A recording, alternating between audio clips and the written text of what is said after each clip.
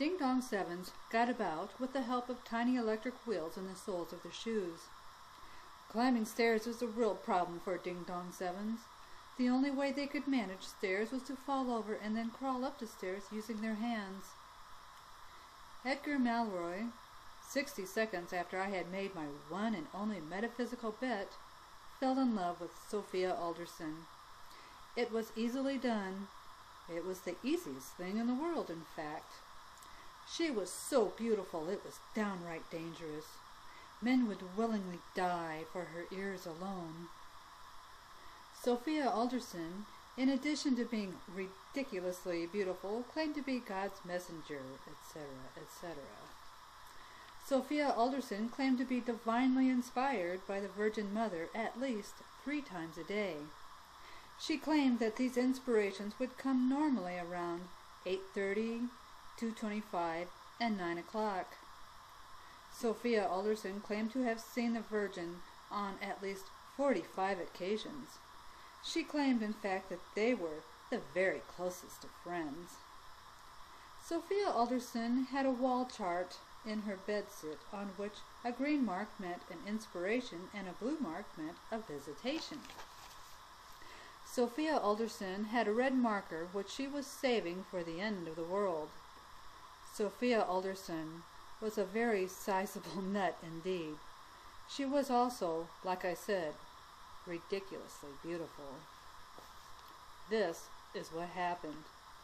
Edgar had just written out my IOU when Sophia walked into the church shouting about the end of the world. She was wearing a sandwich board which had written on it in blue bureau the following message: "All people must repent and stop doing evil, or they shall be cast into hell-fire damnation, torment and pain forever." Edgar looked at her. She looked at her for quite some time. Later, he would say that seeing Sophia for the first time was like finding an Easter egg on a sunny afternoon by a lake in the middle of September. I don't think Edgar read Sophia's sandwich board. That seemed to interest him least of all. He looked at her face, and then he looked at her hands, and then he looked at her legs. When Edgar looked at Sophia's legs, he started to mumble about the infinite. That was the only time I ever heard Edgar Malroy mumble about the infinite. Sophia stopped ranting on about the end of the world and looked at Edgar. "Hello," she said. "Hi," said Edgar.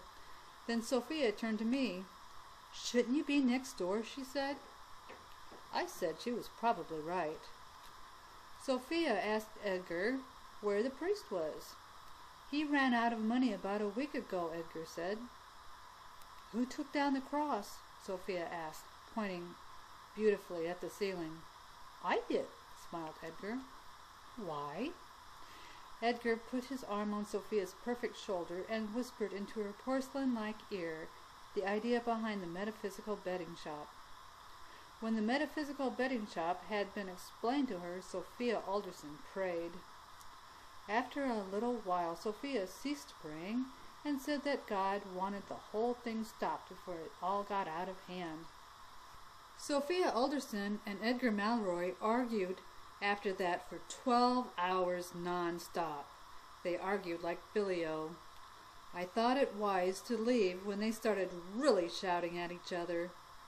Sophia helped me down the steps, screaming at Edgar, who was standing in the entrance to the church, calling Sophia all kinds of things.